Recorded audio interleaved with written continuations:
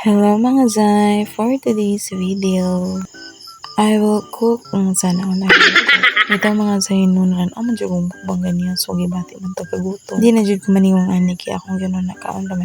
Ako lang ba pang mananatag mukbang, gutom na kita, anan ora man ang tata. Huh? Kalibog kayo. Mao nang akong tambag sa inyo ha, ay na lang ginawa pa na mukbang. Hilabi na, katong nga diet, kaya nga no. What? Tutuman man mo. Kamo kay gadayet man mo. Ang akong tambag sa inyo nga ay na magkaon sulod sa iskatuig. Kuyawan.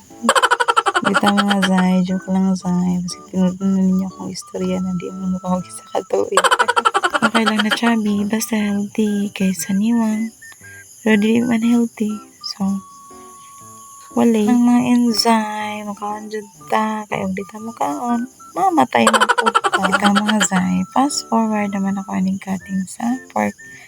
Inikam pagkaman magkatay tag sibuyas. Tapos megas na to Zay. So, fast forward. Ako rin akong kanan ni Zay kay wala na ako nabutang og oil kay naman siya yung mga fat. So, ako lang yulat kong mag-brown na ang meat. Tapos, rin ako ang sibuyas, ahos, at saka yung bawang, seasoning, toyo, at soap. Tapos, Zay, imbis na tubig akong ibutang, Zay, cook akong ibutang kay mas syada akong cook ang ibutang kay mas mula sa pagid siya og ayo. Pagka magluto, Zay, ikaw nagiguday kay gutom na gid kayo. Social, may pacook ka. Woo!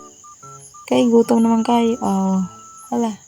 Kaon tambok. Kabalo mo Zay, ako nurutanan Zay, kay isa kalirong kanon.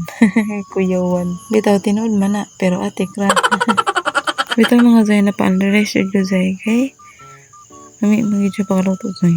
In fairness. Mong kamo nga naglantaw sa kuha ka nga nagkaon. Oh, pasensya na.